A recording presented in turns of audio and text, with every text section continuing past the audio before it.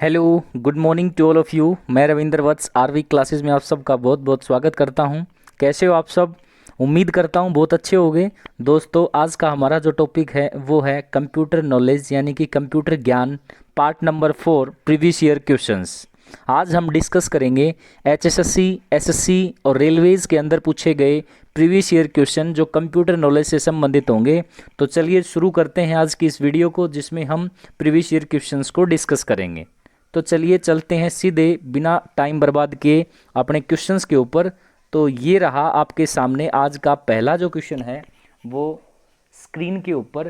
तो 10 सेकंड का टाइम हर क्वेश्चन के लिए मैं आपको दूंगा, तो सोचेंगे और बताएंगे कि आंसर क्या आएगा। और हाँ, ये आपसे एक रिक्वेस्ट है, जो लोग चैनल पर नए हैं वो एक बार चैनल को सब्सक्राइब करके बेल आइकन दबा दें, ताकि जब भी मैं मैथ्स, रीजनिंग और जीएस के प्रीवियस ईयर क्वेश्चन की नई वीडियो लेकर आऊँ वो सबसे पहले आपको मिल सके। तो चलिए शुरुआत करते हैं आज की इस वीडियो की, जिसमें पहला क्वेश्चन ये रहा आपके सामने। 10 सेकंड है, सोचिए, फिर इसका आंसर मैं दूंगा आपको। क्वेश्चन दिया, कोबोल क्या है? पहला ऑप्शन कोयले की राख, दूसरा कंप्यूटर भाषा, तीसरा नई तोप, चौथा विशेष गेंद। 10 सेकंड है, अपना आंसर सोच के रखें और फिर वीडियो को आगे बढ़ा के आप देख सकते हो आराम से कि इसका आंसर क्या आया और लॉजिक क्या लगा।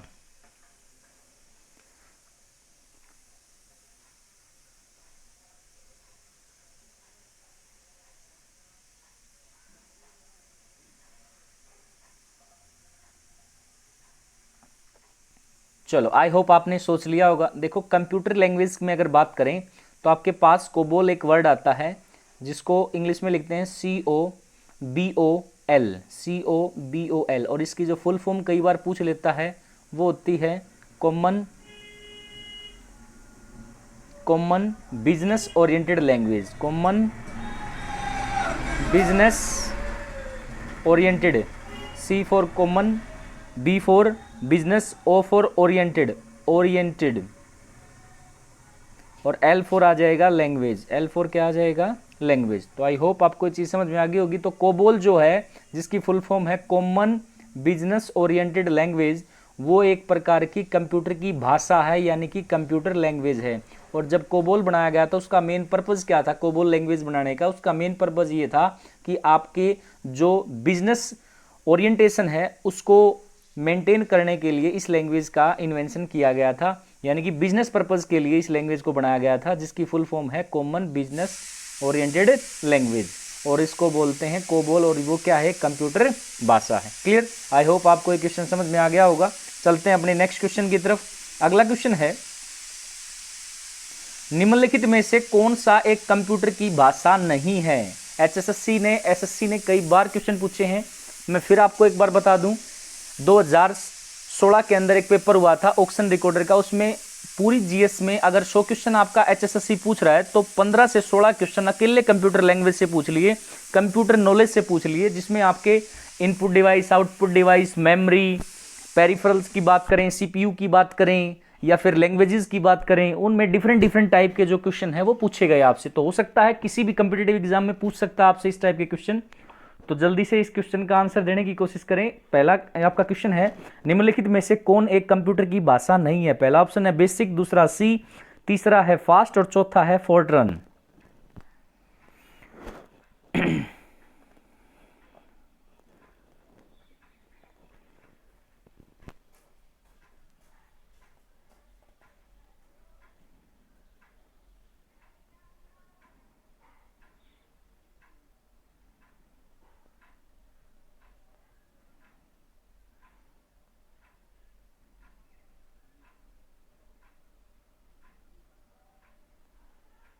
चलो, आई होप आपने सोच लिया होगा। तो इसका जो राइट आंसर आएगा वो आएगा ऑप्शन नंबर सी। यानी कि आपसे क्वेश्चन पूछा, निम्नलिखित में कौन सी कंप्यूटर की भाषा नहीं है? नहीं है तो कौन सी नहीं है? C option, that is fast computer language नहीं है। बाकी तीनों की तीनों बेसिक, सी और फोर्ट्रन जो है वो क्या है? कंप्यूटर की लैंग्वेज हैं। अब कई बार इनकी फुल फॉर्म पूछ लेता है, तो बेसिक की फुल फॉर्म आप लिख सकते हैं। बेसिक की फुल फॉर्म अगर आपसे पूछ ले तो बेसिक की फुल फॉर्म बनेगी beginners, beginners all purpose, beginners all purpose, beginners all purpose symbolic instruction. S for आ जाएगा symbolic, symbolic instruction symbolic instruction code, symbolic instruction code, तो इसको लिख सकते हैं beginners all purpose symbolic instruction code जो है वो फुल फॉर्म बन जाएगी किसकी, बेसिक की। तो ये क्या है, एक प्रकार की कंप्यूटर लैंग्वेज है, ठीक है। अगर बात करें ऑप्शन नंबर बी की, तो सी भी क्या है, एक प्रकार की कंप्यूटर लैंग्वेज है। सी और सी प्लस प्लस आपने जनरली नाम सुने होंगे। और फोर्ट्रन जो है वो भी एक कंप्यूटर लैंग्वेज है और ये एक हाई लेवल लैंग्वेज है। तो फोर्ट्रन की जो फुल फॉर्म बनेगी वो मैं और बता देता हूं आपको। फोर्ट्रन की फुल फॉर्म जो बनेगी वो बनेगी formula translation, formula translation, formula translation. ये जो है फुल फॉर्म बन जाएगी किसकी, आपकी फोर्ट्रन की। तो मेरा जो राइट आंसर हो जाएगा इस क्वेश्चन का, निम्न में से कौन सी कंप्यूटर की भाषा नहीं है, तो वो आ जाएगा फास्ट कंप्यूटर की भाषा नहीं है। बाकी तीनों ऑप्शन क्या है, कंप्यूटर की भाषा से संबंधित हैं। क्लियर, आई होप आपको क्वेश्चन समझ में आ गया होगा। चलते हैं अपने नेक्स्ट क्वेश्चन की तरफ। अगला क्वेश्चन दिया, निम्न में से कौन कंप्यूटर की भाषा नहीं है। फिर से वही क्वेश्चन, लैंग्वेज से संबंधित क्वेश्चन पूछ लिया आपसे। ऑप्शन है आपके ए ऑप्शन जावा, दूसरा ऑप्शन है C plus plus, C option है रोम, चौथा ऑप्शन है डी ऑप्शन पास्कल। 10 सेकंड है, सोचें एक बारी फिर बताएं आंसर क्या आ सकता है।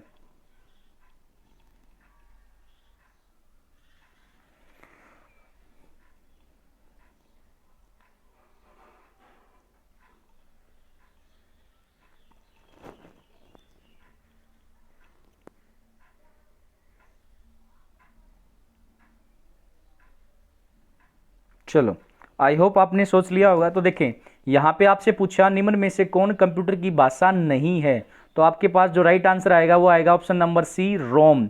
रोम जो है वो कंप्यूटर की भाषा नहीं है। बाकी तीनों, जावा भी कंप्यूटर की लैंग्वेज है, सी प्लस प्लस भी कंप्यूटर की लैंग्वेज और पास्कल भी कंप्यूटर की लैंग्वेज है।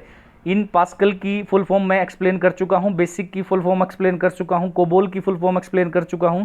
तो ये सारी की सारी, जावा जो है वो भी एक कंप्यूटर की लैंग्वेज है। यहाँ पे रोम क्या है, रोम की फुल फॉर्म है रीड ओनली मेमोरी। क्या है, read only memory. Read only memory जो है वो कंप्यूटर की लैंग्वेज नहीं है। ये एक प्रकार की मेमोरी है जिसको आप रीड कर सकते हो, राइट नहीं कर सकते, इसमें फेरबदल नहीं कर सकते। और दूसरी चीज, ये कंप्यूटर की नॉन वोलेटाइल मेमोरी है।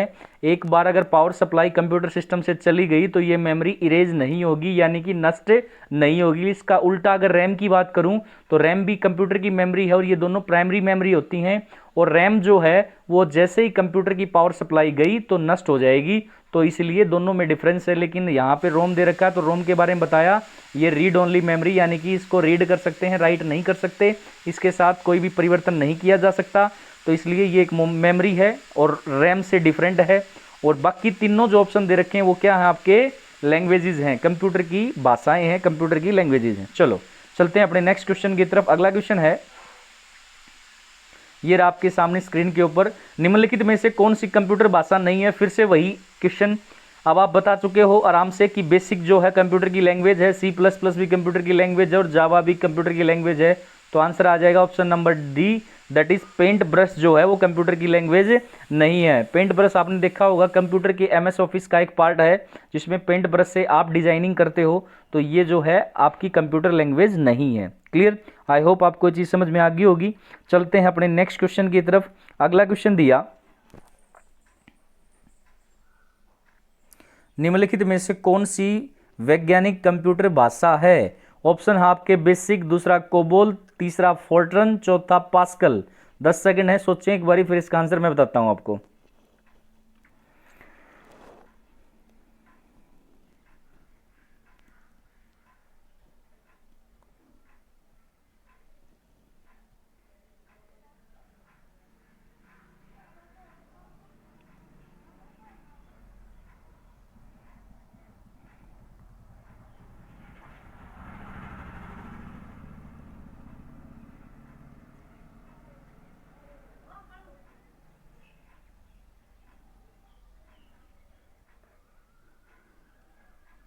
चलो, आई होप आपने सोच लिया होगा। तो देखें, यहां पे आपके पास सारी की सारी कंप्यूटर लैंग्वेजेस हैं, लेकिन इनमें से एक वैज्ञानिक कंप्यूटर भाषा है और इसका जो डेवलपमेंट किया था वो आईबीएम कंपनी ने किया था। किसने किया था, आईबीएम कंपनी ने। और आईबीएम कंपनी की फुल फॉर्म अगर पूछ ले तो कई बार पूछ सकता है, इंटरनेशनल बिजनेस मशीन। क्या फुल फॉर्म है, इंटरनेशनल बिजनेस मशीन जो है वो इसकी फुल फॉर्म है। International business machine full form हो जाएगी, किसकी फुल फॉर्म हो जाएगी? आईबीएम की। तो आईबीएम कंपनी ने इन्वेंशन किया था वैज्ञानिक कंप्यूटर भाषा का, और इनमें से कौन सी है वो है आपकी option number C, that is Fortran. Fortran का मतलब होता है फॉर्मूला ट्रांसलेशन, इसकी फुल फॉर्म मैं बता चुका हूं। बाकी सारी कंप्यूटर लैंग्वेज हैं, लेकिन फोर्ट्रन जो है वो एक वैज्ञानिक कंप्यूटर भाषा है, जिसका वैज्ञानिक रूप से इन्वेंशन किसने किया था, या डेवलपमेंट की बात करें, वो डेवलपमेंट किसने की थी?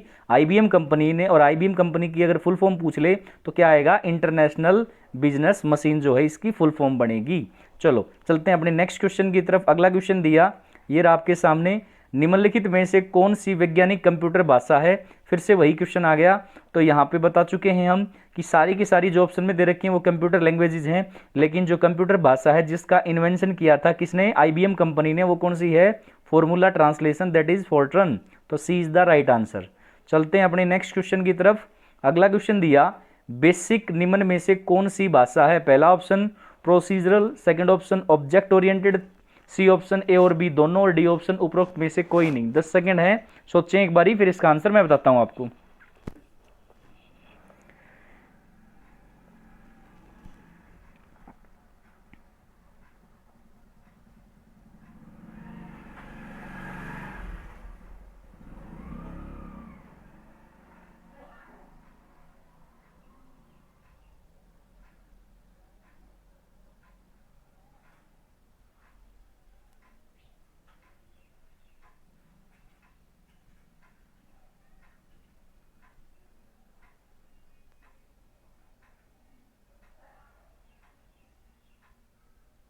चलो आई होप आपने सोच लिया होगा। देखो अगर बिल्कुल डीप जाएंगे तब ये चीज़ें समझ में आएंगी, लेकिन फिलहाल क्वेश्चन के अकॉर्डिंग अगर आंसर लगाना चाहें तो मैं बता देता हूं इसका आंसर क्या आएगा। बेसिक निम्न में से कौन सी भाषा है? दो भाषाएं आपके पास दो प्रकार से कैटेगराइज कर सकते हैं, तो होती हैं प्रोसीजरल लैंग्वेजेस और दूसरी होती हैं ऑब्जेक्ट ओरिएंटेड लैंग्वेजेस। तो प्रोसीजरल लैंग्वेजेस के एग्जांपल आप ध्यान रख सकते हो। प्रोसीजरल लैंग्वेजेस की अगर मैं बात करूं या प्रोसीजरल प्रोग्रामिंग लैंग्वेजेस की बात करूं तो उनमें क्या क्या आती हैं, मैं एग्जाम्पल के तौर पर बता देता हूँ। सी, आप नोट कर सकते हैं इन चीज़ों को। एक आपकी गो, नेक्स्ट है आपकी फोर्ट्रन। फोर्ट्रन जो है वो भी क्या है आपकी फॉर्मूला ट्रांसलेशन जो मैंने बताया, वो भी क्या है? प्रोसीजरल लैंग्वेज है। और एक है आपकी बेसिक, और क्या है आपकी बेसिक। ये जो लैंग्वेजेस मैंने यहाँ पे लिखी वो सारी क्या है? प्रोसीजरल लैंग्वेजेस हैं, ठीक है। और अगर बात करें ऑब्जेक्ट ओरिएंटेड लैंग्वेजेस की तो उसको भी ध्यान रख सकते हैं। एक बार एचएसएससी ने क्लर्क के पेपर में क्वेश्चन पूछ लिया था कि भाई जो ऑब्जेक्ट ओरिएंटेड लैंग्वेज हैं वो कौन सी हैं, या फिर पाइथन के बारे में पूछ लिया था। तो मैं लिख देता हूं, ऑब्जेक्ट ओरिएंटेड लैंग्वेज के एग्जांपल की बात करें तो यहां पे आपका आता है सी प्लस प्लस, ये क्या है? ऑब्जेक्ट ओरिएंटेड लैंग्वेज है। दूसरा आता है डेल्फी, डेल्फी जो है वो भी क्या है आपका? ऑब्जेक्ट ओरिएंटेड लैंग्वेज का पार्ट है। नेक्स्ट आता है आपका जावा, जावा जो लैंग्वेज है वो भी ऑब्जेक्ट ओरिएंटेड लैंग्वेज है। उसके बाद आता है आपके पास सी हैश, सी हैश नाम से एक लैंग्वेज होती है, वो भी क्या है? ऑब्जेक्ट ओरिएंटेड लैंग्वेज है। फिर आता है पाइथन, जो एचएसएससी ने पूछा था, पाइथन, पाइथन जो है वो भी क्या है आपकी? ऑब्जेक्ट ओरिएंटेड लैंग्वेज है, ठीक है ना। और एक बच गई आपकी पीएचपी, ये भी एक लैंग्वेज है, पीएचपी ये भी क्या है? ऑब्जेक्ट ओरिएंटेड लैंग्वेज है। तो ध्यान रखें, सी, गो, फोर्ट्रन और बेसिक क्या है? प्रोसीजरल लैंग्वेजेस हैं, प्रोसीजरल प्रोग्रामिंग लैंग्वेजेस हैं। और जो C plus plus, Delphi, PHP, Java, C S और पाइथन जो है वो क्या है? ऑब्जेक्ट ओरिएंटेड लैंग्वेजेस हैं। तो मेरे इस क्वेश्चन का आंसर क्या है? बेसिक जो है निम्न में से कौन सी भाषा है? तो आंसर क्या आ जाएगा? बेसिक किस में दे रखी है? बेसिक दे रखी है आपकी प्रोसीजरल प्रोग्रामिंग लैंग्वेजेस के अंदर। तो मेरा आंसर आ जाएगा ओनली ए, यानी कि A option is the right answer. Clear? चलो चलते हैं अपने नेक्स्ट क्वेश्चन की तरफ। अगला क्वेश्चन है, असेंबलर का कार्य है। असेंबलर जो है कई बार पूछ सकता है असेंबलर के बारे में, या पूछ सकता है आपका कंपाइलर के बारे में। तो ध्यान रखें दोनों मोस्ट इंपोर्टेंट है। तो 10 सेकंड है, सोचें एक बारी। ऑप्शन मैं बता देता हूं आपको क्या क्या दे रखे हैं इसमें, स्क्रीन के ऊपर दिख भी रहे हैं। पहला ऑप्शन है बेसिक भाषा को यंत्र भाषा में परिवर्तित करता है।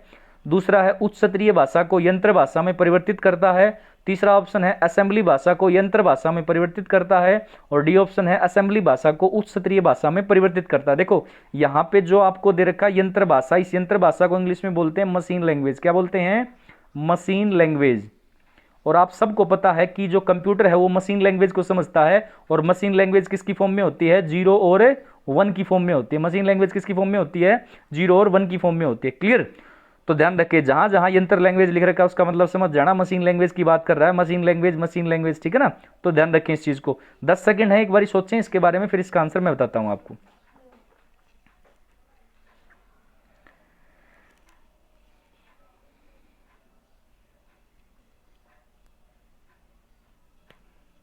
चलो आई होप आपने सोच लिया होगा। तो देखें असेंबलर जो है वो क्या काम करता है, उसका जो राइट आंसर मैं एक बार डायरेक्ट बता देता हूं, उसका काम पूछ रखा है कि असेंबलर का कार्य क्या है। तो इसका राइट आंसर हो जाएगा option number C, that is assembly भाषा को यंत्र भाषा में परिवर्तित करता है। मतलब असेंबली लैंग्वेज को मशीन लैंग्वेज में कन्वर्ट करता है। किस में कन्वर्ट करता है? असेंबली लैंग्वेज को मशीन लैंग्वेज में। क्योंकि हमारा जो कंप्यूटर सिस्टम होता है वो किसको समझता है? वो समझता है मशीन लैंग्वेज को। तो असेंबलर क्या काम करेगा? हमारी जो आम बोलचाल की जो भाषा है उसको बोलते हैं असेंबली लैंग्वेज, उसको कन्वर्ट करेगा किसके अंदर? मशीन लैंग्वेज में। मतलब कंप्यूटर को समझने लायक बनाने वाली लैंग्वेज में कन्वर्ट कर देगा, जिससे कंप्यूटर हमारी बात को समझ लेगा और प्रोसेसिंग करेगा। ठीक है, तो यहां पे असेंबलर के लिए ध्यान रखें, असेंबली लैंग्वेज को मशीन लैंग्वेज में कन्वर्ट करने के लिए डिवाइस का यूज करेंगे और वो क्या होगा? असेंबलर होगा। क्लियर? आई होप आपको बात समझ में आ गई होगी, तो इस चीज का ध्यान रखेंगे। चलते हैं अपने नेक्स्ट क्वेश्चन की तरफ। अगला क्वेश्चन दिया, भाषा जिसे कंप्यूटर समझता है निष्पादित करता है क्या कहलाती है? फिर से वही बात जो पिछले क्वेश्चन में मैं डिस्कस कर चुका हूं।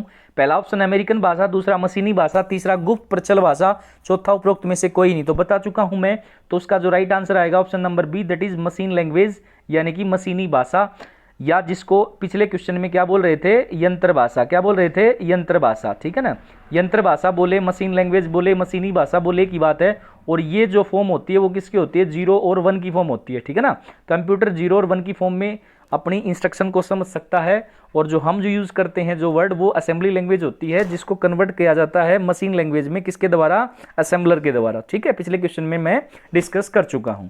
चलो चलते हैं अपने नेक्स्ट क्वेश्चन की तरफ। अगला क्वेश्चन है, किसी संगठन को वेबसाइट का .com अंश सूचित करता है? पहला ऑप्शन कंपनी, दूसरा कमांड, तीसरा कम्युनिकेशन, चौथा कमर्शियल। 10 सेकंड है, सोचें इसके बारे में, फिर मैं बताता हूं क्या आएगा आंसर।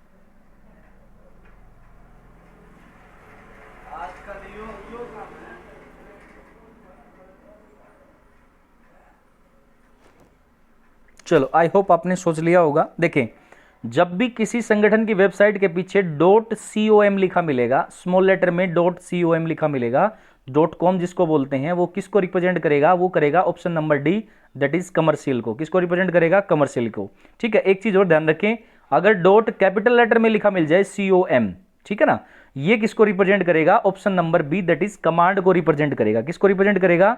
कमांड का लघु रूप जो है कैपिटल COM है, और स्मॉल लेटर का COM का जो रूप है, यानी कि जो एक्रोनेम बोल सकते हो, या जो आपका मीनिंग है, वो क्या है? कमर्शियल है। ठीक है ना, तो ध्यान रखें इस चीज को, दोनों चीजें अलग अलग हैं, तो दोनों के बारे में ध्यान रखेंगे। ठीक है, तो ये कमर्शियल और कमांड में ये दोनों का फर्क ध्यान रखें। और कमांड .com का यूज कहाँ करते हैं? डोस के अंदर करते हैं। किसके अंदर करते हैं? डोस फाइल से जुड़ा हुआ फाइल नेम है, या फाइल का विस्तार बोल सकते हो आप। डोस की फुल फॉर्म पूछ सकता है आपको, डिस्क ऑपरेटिंग सिस्टम। क्या होती है? Disk operating system. क्लियर? चलो चलते हैं अपने नेक्स्ट क्वेश्चन की तरफ। अगला क्वेश्चन, तो आई होप आपको क्वेश्चन समझ में आ गया होगा। तो इसका जो आंसर आया वो मैं बता चुका हूं। अगर स्मॉल लेटर में COM है, .com है या .com है, तो उसका मतलब होता है कमर्शियल, यानी कि ऑप्शन नंबर डी। ठीक है, चलते हैं अपने नेक्स्ट क्वेश्चन की तरफ। अगला क्वेश्चन दिया, निम्न में से कौन सा एक वैध डोमेन नेम एक्सटेंशन है? पहला ऑप्शन .com, दूसरा .gov, तीसरा है .net और चौथा है ये सभी। 10 सेकंड है, सोचें एक बार, फिर मैं बताता हूं आंसर क्या आएगा।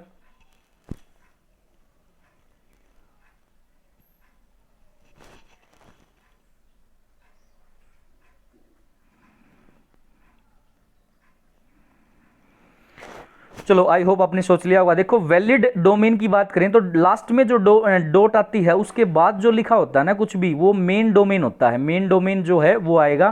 तो यहाँ पे .com है, .gov है, .net है, ये सारे के सारे क्या हैं? एक वैलिड जो है डोमेन नेम एक्सटेंशन है। तो यहाँ पे आंसर आ जाएगा D option, that is D. ठीक है ना, कई वेबसाइट के ऊपर आप .com लगाते होगे, कई के ऊपर .gov लगाते होगे, कई के लास्ट में .net लगाते होगे, तो ये सारे के सारे वैलिड डोमेन नेम है।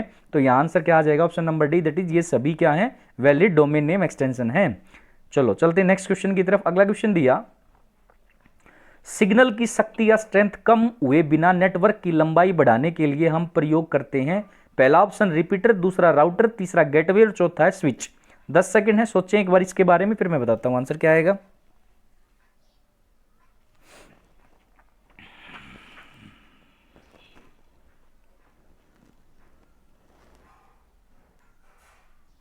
चलो, आई होप आपने सोच लिया होगा।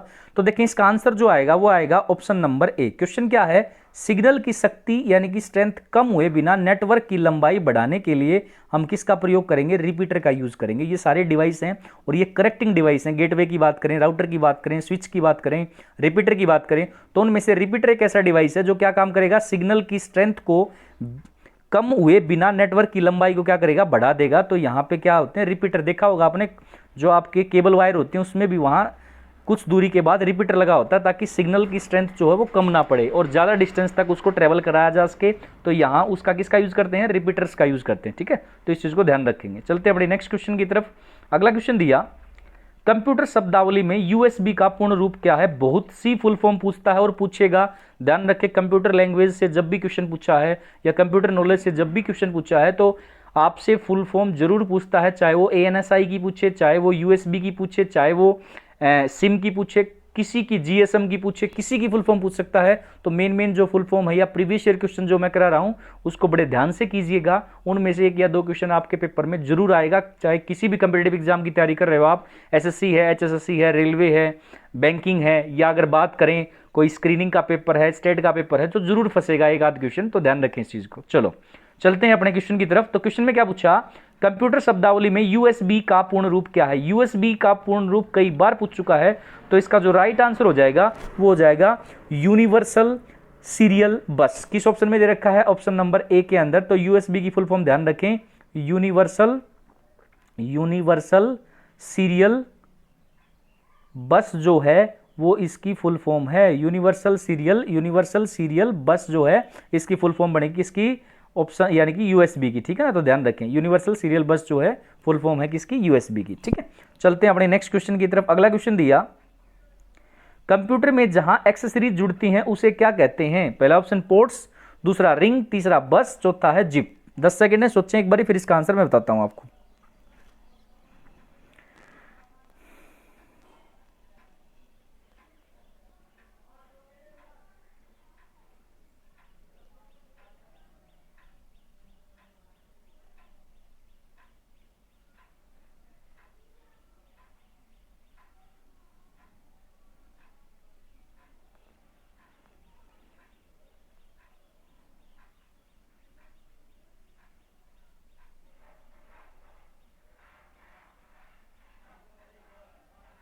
चलो, आई होप आपने सोच लिया होगा। तो देखें, पिछले क्वेश्चन में मैंने आपको बताया यूएसबी। ठीक है, यूएसबी की फुल फॉर्म क्या बताई? यूनिवर्सल सीरियल बस। तो यूएसबी क्या होते हैं? यूएसबी पोर्ट्स आपने देखा होगा, तो वो क्या होता है? कंप्यूटर सिस्टम से जब एक्सटर्नल डिवाइसेस को जोड़ना हो तो किसके थ्रू जोड़ते हैं? यूएसबी पोर्ट्स के थ्रू जोड़ते हैं। ठीक है ना, तो जो हमारे पास कनेक्टिंग के लिए, जो कंप्यूटर और एक्सटर्नल डिवाइसेस को कनेक्ट करने के लिए जो मेन आपका इंटरफेस होगा वो क्या कहलाएगा? पोर्ट कहलाएगा। कंप्यूटर को एक्सेसरीज जुड़ती हैं, जहां एक्सेसरीज जुड़ती हैं उसे क्या कहते हैं? उसे क्या कहते हैं? पोर्ट कहते हैं। तो ए इज द राइट आंसर। तो इस क्वेश्चन का आंसर क्या आ जाएगा? पोर्ट आ जाएगा। ठीक है ना, तो ध्यान रखें पोर्ट के बारे में जानकारी। तो यहां पे कंप्यूटर के अन्य हिस्से, अगर मैं बात करूं मॉनिटर की, माउस की, कीबोर्ड की या अन्य उपकरण पोर्ट के माध्यम से ही मुख्य कंप्यूटर से जुड़ते हैं। इस बात का ध्यान रखेंगे आप। ठीक है, चलो चलते हैं अपने नेक्स्ट क्वेश्चन की तरफ। अगला क्वेश्चन दिया, कंप्यूटर में पासवर्ड सुरक्षा करता है। पहला ऑप्शन हार्डवेयर के पुराने पढ़ने से, दूसरा ऑप्शन है सॉफ्टवेयर की त्रुटियों से, सी ऑप्शन है तंत्र के अनाधिकृत अभिगमन से, और चौथा ऑप्शन है उपरोक्त में से कोई नहीं। 10 सेकंड है, सोचें एक बारी, फिर मैं बताता हूं आंसर।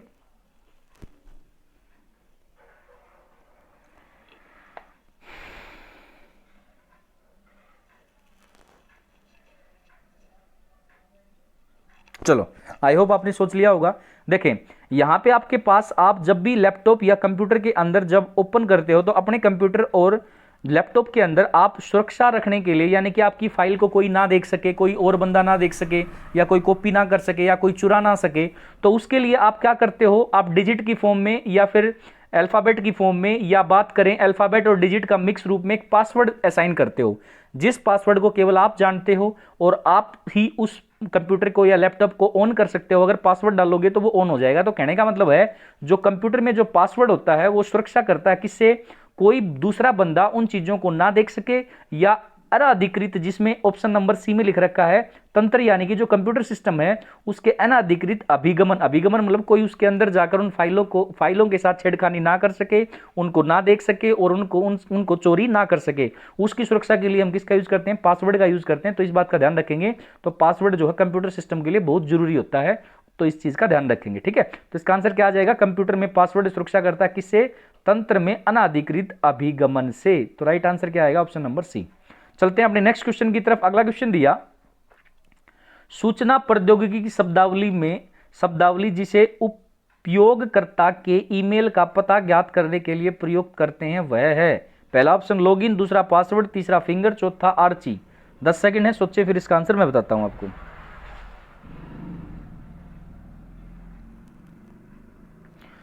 चलो, आई होप आपने सोच लिया होगा। देखिए इसका जो आंसर आएगा वो आएगा option number C, that is finger.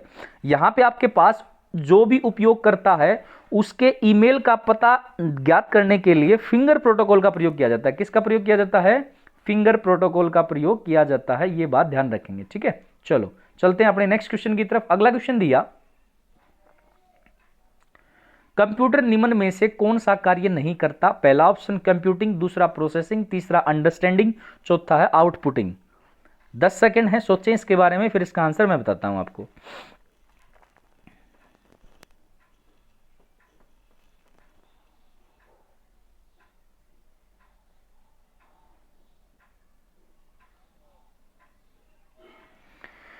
चलो, आई होप आपने सोच लिया होगा। देखिए कंप्यूटर सिस्टम जब भी कोई काम करेगा तो उसकी शुरुआत कहां से होती है वो मैं आपको बता देता हूं। सबसे पहले जो प्रोसेसिंग की शुरुआत होगी उससे पहले आप क्या करेंगे, कंप्यूटर को डाटा देंगे। कंप्यूटर क्या करेगा, आपके दिए गए डाटा के ऊपर प्रोसेस करेगा, ठीक है, और फिर उसका आउटपुट दिखाएगा। तो कई बार पूछ चुका है, कंप्यूटर की बेसिक प्रोसेस को एक्सप्लेन करना हो, अगर बेसिक प्रोसेस को एक्सप्लेन करना हो तो इस बात का ध्यान रखें। सबसे पहले जो है हम कंप्यूटर को क्या देंगे, इनपुट देंगे। क्या देंगे, इनपुट। ठीक है, उसके बाद कंप्यूटर क्या करेगा सेकंड स्टेप में। तो पहला स्टेप क्या होगा, कंप्यूटर को डाटा दिया जाएगा यानी कि इनपुट दिया जाएगा। दूसरा स्टेप होगा कंप्यूटर क्या करेगा, प्रोसेस करेगा। क्या करेगा, कंप्यूटर प्रोसेस करेगा। ठीक है, तो ध्यान रखें। तीसरा स्टेप क्या होगा, प्रोसेस करने के बाद कंप्यूटिंग करेगा। क्या करेगा, कंप्यूटिंग। ठीक है ना, कंप्यूटिंग करने के बाद चौथा जो स्टेप होगा वो क्या करेगा, कंप्यूटर आउटपुटिंग करेगा। क्या करेगा, आउटपुटिंग, यानी कि आउटपुट हमें दे देगा किसके ऊपर, कंप्यूटर मॉनिटर स्क्रीन के ऊपर। तो ध्यान रखें ये 4 स्टेप हमेशा ध्यान रखो कि आपके पास पहले इनपुट करेगा डाटा को कंप्यूटर के अंदर, हम जैसे ही डाटा को देंगे तो वो इनपुटिंग कहलाएगा, यानी कि इनपुट हमने दे दिया कंप्यूटर को। फिर कंप्यूटर क्या करेगा, प्रोसेस करेगा, फिर कंप्यूटिंग करेगा और फिर क्या करेगा, आउटपुट जो है दे देगा। तो इन चारों में से आपके पास अंडरस्टैंडिंग नहीं होती, यहां कंप्यूटर की खुद की अंडरस्टैंडिंग नहीं होती, वो दिए गए डाटा को प्रोसेस करता है और फिर जो है आउटपुट रिजल्ट दिखाता है। तो यहां दिए गए ऑप्शन में से क्वेश्चन पूछा गया था, कंप्यूटर निम्न में से कौन सा कार्य नहीं करता, तो कंप्यूटिंग करता है, कंप्यूटर प्रोसेसिंग करता है, आउटपुटिंग करता है, लेकिन अंडरस्टैंडिंग नहीं करता। तो सी इज द राइट आंसर। तो इस क्वेश्चन का आंसर क्या आ जाएगा, सी आ जाएगा। क्लियर, आई होप आपको क्वेश्चन समझ में आ गया होगा। चलते हैं अपने नेक्स्ट क्वेश्चन की तरफ। अगला क्वेश्चन दिया, निम्न में से कौन एक कंप्यूटर आंकड़ों की त्रुटियां प्रदर्शित करता है, पहला ऑप्शन चिप, दूसरा बाइट, तीसरा बग और चौथा ऑप्शन है बिट। 10 सेकंड है, सोचें एक बारी, फिर इसका आंसर मैं बताता हूं आपको।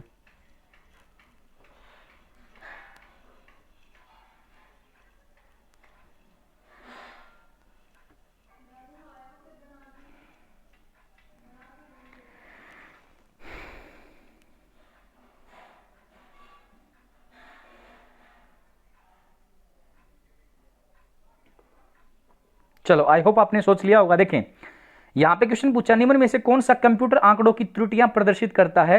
जब भी आप कंप्यूटर लैंग्वेज सी की बात करें, C++ की बात करें, जब भी कोई भी कंप्यूटर लैंग्वेज अगर आपने सीख रखी या देखा होगा, तो जब आप मेन प्रोग्राम के अंदर कोई गलती कर देते हो या कोई एरर कर देते हो तो उससे क्या प्रोड्यूस हो जाता है, जो आपके प्रोग्राम है उसको रन नहीं किया जा सकता क्योंकि उसमें बग दिखाता है। क्या दिखाता है, बग। तो ध्यान रखें, उनमें से कौन सा एक कंप्यूटर आंकड़ों की त्रुटियां प्रदर्शित करता है? तो option number C right answer हो जाएगा, दैट इज बग। उसे क्या बोलेंगे? बग बोलेंगे। और बग एक प्रकार का क्या है? एरर है। और वो एरर किसके कारण होता है? किसी भी प्रोग्रामिंग लैंग्वेज के जो मेन फॉर्मेट है उसके अंदर जब हम अपनी गलती के कारण एरर पैदा करते हैं तो उसको क्या बोलते हैं? बग बोलते हैं। ठीक है, तो इस चीज का ध्यान रखें। तो आंसर क्या आ जाएगा? बग आ जाएगा इस क्वेश्चन का। चलते हैं अपने नेक्स्ट क्वेश्चन की तरफ। अगला क्वेश्चन दिया, OMR का तात्पर्य क्या है? आपने देखा होगा कंप्यूटर लैंग्वेज में या कंप्यूटर नॉलेज के अंदर OMR बहुत बार पेपर में पूछा है। और जो आप कंपिटिटिव एग्जाम देते हो तो उसमें जो सीट होती है जिसमें आप गोले भरते हो उसको भी किससे रिप्रेजेंट किया जाता है? OMR सीट बोला जाता है। क्या बोला जाता है उसको? OMR seat. तो इसकी फुल फॉर्म पूछ लिया आपसे, तो इसकी जो फुल फॉर्म आएगी वो क्या आ जाएगी? OMR की फुल फॉर्म हो जाएगी optical mark reader. Optical mark reader जो है वो इसकी फुल फॉर्म हो जाएगी। किस ऑप्शन में दे रखा है? ऑप्शन नंबर ए के अंदर। तो इसका राइट आंसर हो जाएगा ऑप्टिकल मार्क रीडर। क्या करती है ये? एक ऐसी प्रणाली है जिसके अंतर्गत OMR डिवाइस की सहायता से क्या किया जाता है? किसी कागज पर पेंसिल या पेन के चिन्ह की उपस्थिति या अनुपस्थिति को जांचा जाता है। जब भी आप देखो गोला ब्लैक करते हो या तो ब्लैक पेन या ब्लू पेन का यूज करते हो, या कई पेपर ऐसे देखे होंगे जिसमें पेंसिल का यूज किया जाता है, पेन का यूज नहीं किया जाता, तो वहां पे जो OMR है वो एक डिवाइस है जो क्या करेगा? आपके गोले को ये चेक करेगा गोला भरा है नहीं भरा, गलत है सही है, ये सारी चीजें चेक की जाती हैं। ठीक है ना? तो उसकी फुल फॉर्म पूछ सकता है, तो उसकी फुल फॉर्म क्या बनेगी? Optical mark reader. क्लियर? चलो, या एक चीज और ध्यान रखें, ऑप्टिकल मार्क रीडर या ऑप्टिकल मार्क रिकॉग्निशन जो है वो भी आपको मिल सकता है। ऑप्टिकल मार्क रिकॉग्निशन, ठीक है ना? ऑप्टिकल मार्क रिकॉग्निशन ये भी मिल सकता है, लेकिन यहां तो रीडर दे रखा था सब ऑप्शन में, तो इसलिए क्या आया? ऑप्टिकल मार्क रीडर लगाएंगे आंसर। ठीक है, चलो चलते हैं अपने नेक्स्ट क्वेश्चन की तरफ। अगला क्वेश्चन दिया, इनमें से कौन सा वस्तुनिष्ठ प्रकार की परीक्षा में उत्तर पत्रक को जांचने के लिए प्रयुक्त किया जाता है? थोड़ी देर पहले मैं डिस्कस कर चुका हूं। जो आप कंपिटेटिव एग्जाम में OMR सीट जो देखी होगी जिसमें गोले भरे जाते हैं, 4 ऑप्शन जो होते हैं उनमें जब एक को आप ब्लैकन करते हो तो उसकी जांच किसके द्वारा की जाती है? OMR डिवाइस के द्वारा। तो OMR जो है वो इसका जो राइट आंसर आ जाएगा, तो ऑप्शन नंबर बी में दे रखा है OMR। OMR की फुल फॉर्म बता चुका हूं, ऑप्टिकल मार्क रीडर या ऑप्टिकल मार्क रिकॉग्निशन जो है इसकी फुल फॉर्म होगी। क्लियर? चलो, आई होप आपने सोच लिया होगा। नेक्स्ट क्वेश्चन के ऊपर चलते हैं। अपना अगला क्वेश्चन दिया, CAD का तात्पर्य क्या है? CAD का तात्पर्य क्या है?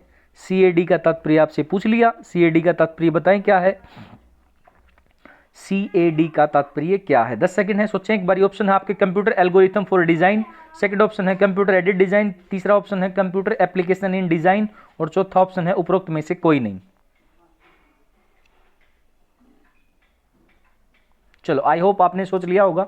तो देखें, CAD जिसको बोलते हैं CAD, तो इसकी जो फुल फॉर्म बनेगी वो बनेगी कंप्यूटर एडेड डिजाइन,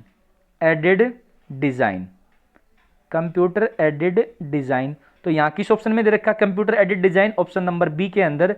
तो मेरा जो राइट आंसर हो जाएगा इसकी फुल फॉर्म CAD की, वो क्या हो जाएगा? Computer aided design. Computer added जो है AIDED, ध्यान रखें AIDED।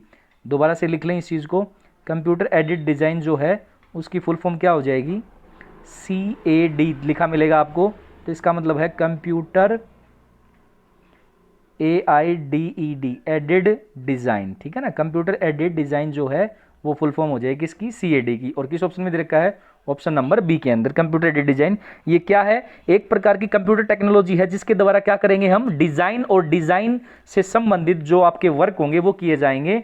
तो यहाँ पे कंप्यूटर एडेड डिजाइन यानी कि फुल फॉर्म होगी किसकी? CAD की। ठीक है, चलो चलते हैं अपने नेक्स्ट क्वेश्चन की तरफ। अगला क्वेश्चन दिया, शासन के लिए कंप्यूटर का प्रयोग को क्या कहा जाता है? नरेंद्र मोदी, हमारे जो प्रधानमंत्री हैं श्री नरेंद्र मोदी जी, वो कई बार बता चुके हैं कि गुड गवर्नेंस आपने कई बार सुना होगा। तो यहां पे आपके पास जो भी आपका प्रशासन चलाया जाता है कंप्यूटरों का प्रयोग करके, उसे क्या बोलेंगे?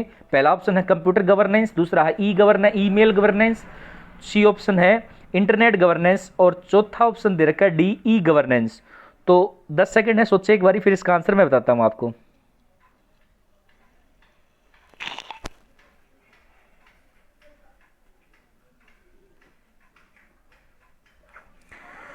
चलो आई होप आपने सोच लिया होगा। तो इसका जो राइट आंसर आएगा वो आएगा option number D, that is e governance. E governance मतलब इंटरनेट के द्वारा जितनी भी शासन और प्रशासन की या जो सेंट्रल गवर्नमेंट की पॉलिसीज हैं उनको आम लोगों तक जितना जल्दी पहुंचाया जा सकता है उसके लिए इंटरनेट का यूज किया जाएगा, कंप्यूटर का यूज किया जाएगा। तो शासन के लिए कंप्यूटर का प्रयोग को क्या कहा जाता है? E governance. यानी कि आपके पास ई गवर्नेंस में क्या करेंगे, जितनी भी गवर्नमेंट पॉलिसीज हैं वो हमारे देश के लोगों को जल्दी से जल्दी और बिल्कुल ही स्ट्रिक्ट तरीके से जो है वो पहुंच सके, उसके लिए इसका यूज किया गया है। ठीक है, तो आंसर क्या आ जाएगा? E governance, D option. चलो चलते हैं अपने नेक्स्ट क्वेश्चन की तरफ। अगला क्वेश्चन दिया मल्टीमीडिया में सम्मिलित हो सकता है। पहला ऑप्शन न्यूमेरिक टेक्स्ट और पिक्चर डाटा, दूसरा ऑप्शन है ग्राफिक्स, एनिमेशन, वीडियो, म्यूजिक और आवाज, सी ऑप्शन है केवल numeric type data, D option है उपरोक्त में से कोई नहीं। 10 सेकंड है, सोचें एक बारी, फिर इसका आंसर मैं बताता हूं आपको।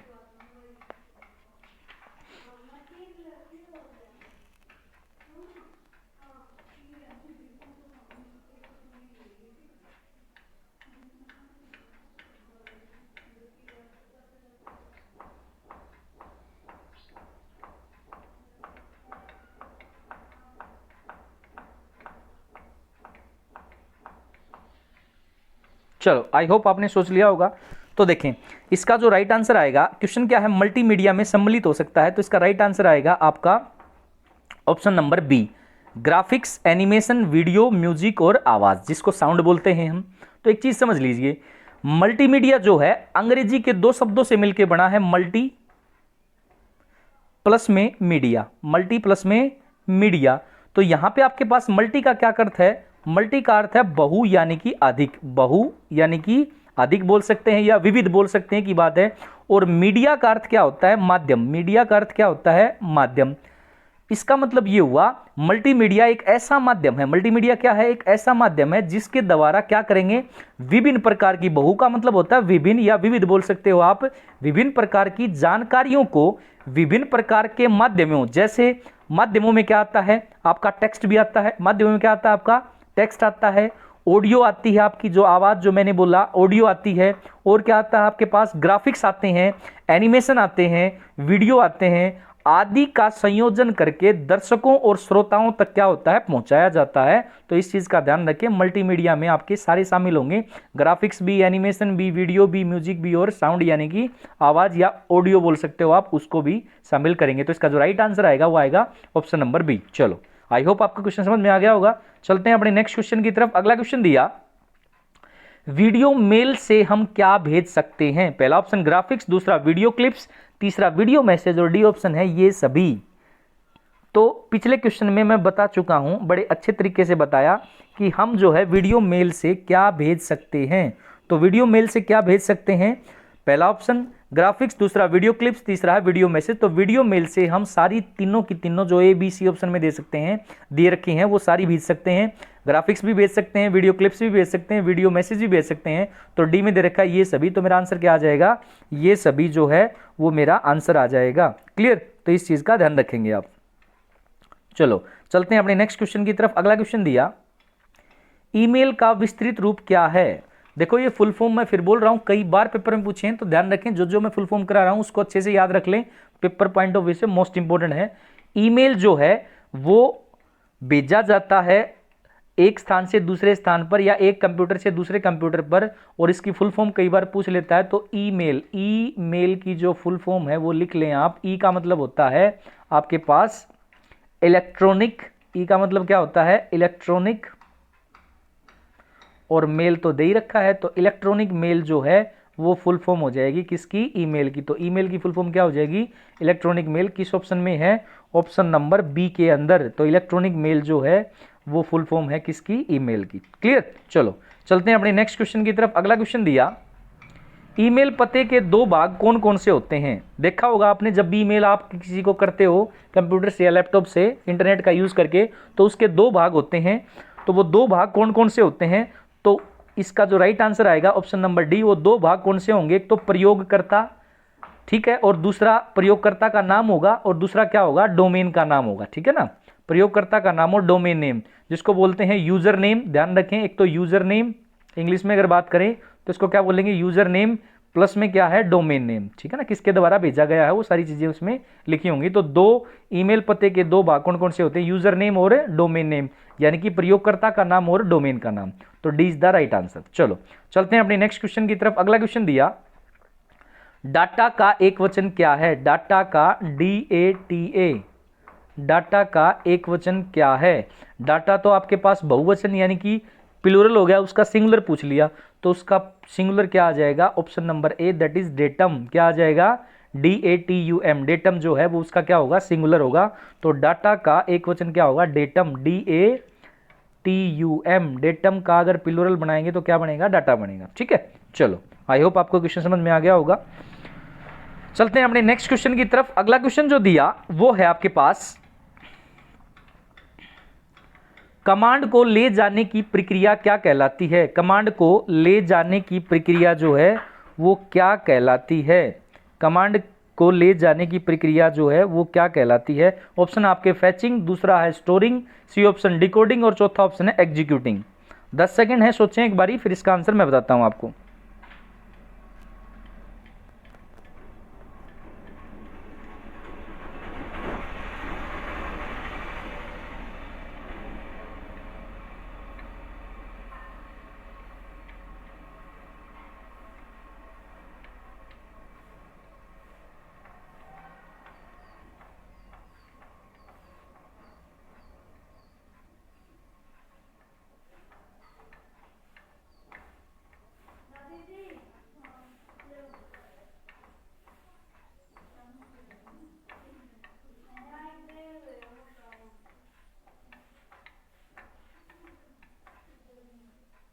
चलो आई होप आपने सोच लिया होगा। देखें, कमांड को ले जाने की प्रक्रिया को क्या कहा जाता है। देखो, कंप्यूटर या लैपटॉप में जो आपके पास, आप पहले स्टेप में जो काम करेंगे वो क्या काम करेंगे, इनपुट देंगे। कंप्यूटर को क्या देंगे, इनपुट डाटा देंगे। अब कंप्यूटर क्या करेगा, इनपुट डाटा जब कंप्यूटर को दे रहे हो तो कंप्यूटर क्या करेगा, एक काम करेगा, और वो काम कौन सा है, फैचिंग। फैचिंग का मतलब है डाटा को अपने अंदर लेगा, फैच करेगा इंफॉर्मेशन, यानी कि जो भी इंस्ट्रक्शन आप कंप्यूटर को दे रहे हो उसको कंप्यूटर की लेने की प्रक्रिया को क्या बोला जाएगा, फैचिंग बोला जाएगा। ठीक है, फैचिंग करने के बाद कंप्यूटर उस डाटा को समझेगा, और समझने के लिए क्या होता है, डिकोडिंग होता है। क्या होता है, उस डाटा की डिकोडिंग की जाएगी, कंप्यूटर उसको समझ सके। डिकोडिंग करने के बाद सीपीयू, देखो सारा काम कौन करता है, कंप्यूटर का माइंड, कंप्यूटर का जो दिमाग है या जो मस्तिष्क है वो करता है कौन, सीपीयू। सीपीयू की full form central processing unit, ये करती है। तो सीपीयू क्या करेगा, जो इंस्ट्रक्शन फैच की जा रही है कंप्यूटर द्वारा उसको डिकोड करके उसको क्या करेगा, प्रोसेस करके क्या करेगा, एग्जीक्यूट करेगा। एग्जीक्यूट मतलब प्रोसेस होने के बाद एग्जीक्यूशन होता है, और लास्ट में जो प्रोसेस होगी वो क्या होगी, स्टोरिंग होगी, यानी कि स्टोर कर लेगा डाटा को। तो ये चारों प्रोसेस ध्यान रखें। सबसे पहली प्रोसेस क्या होती है, डाटा को इनपुट करना यानी कि फैचिंग, दूसरी होती है डिकोडिंग, तीसरी होती है एग्जीक्यूटिंग, और चौथी होती है राइट बैक बोल सकते हो या स्टोर बोल सकते हो, तो बी दैट इज स्टोरिंग। ठीक है, तो ये चारों स्टेप बाय स्टेप ध्यान रखेंगे। पहला फैच, दूसरा डिकोड, तीसरा एग्जीक्यूट, और चौथा क्या आएगा, स्टोर आएगा। ठीक है, तो यहां पे क्वेश्चन क्या है, वो क्वेश्चन ये है कि कमांड को ले जाने की प्रक्रिया है, तो कमांड को ले जाने की प्रक्रिया क्या है आपके पास है, वो आएगा option number D, that is executing. Clear, I hope आपको ये चीज समझ में आ गई होगी, क्योंकि आदेशों को क्रियान्वित करने की प्रक्रिया जो होती है ना, यानी कि उसको क्रियान्वयन हो जाएगा तो उसको क्या बोलेंगे, एग्जीक्यूटिंग बोलेंगे। क्लियर, आई होप आपको ये क्वेश्चन समझ में आ गए होंगे। तो राइट आंसर क्या आ जाएगा, ऑप्शन नंबर डी आ जाएगा। तो आज की वीडियो में इतना ही, मिलते हैं किसी और वीडियो के अंदर। अगर वीडियो अच्छा लगा हो तो वीडियो को लाइक करें, कमेंट करें, और दोस्तों के साथ शेयर करना बिल्कुल ना भूलें। और जो लोग चैनल के ऊपर नए हैं वो एक बार चैनल को सब्सक्राइब करके बेल आइकन को दबा दें, ताकि जब भी मैं नई वीडियो डालूं आपको सबसे पहले उसकी इन्फॉर्मेशन मिल सके। तो इसी तरह के वीडियो और मैं लेकर आता रहूंगा, जिसमें मैथ, रीजनिंग और जीएस के जो प्रीवियस ईयर क्वेश्चन है वो डिस्कस करते रहेंगे हम।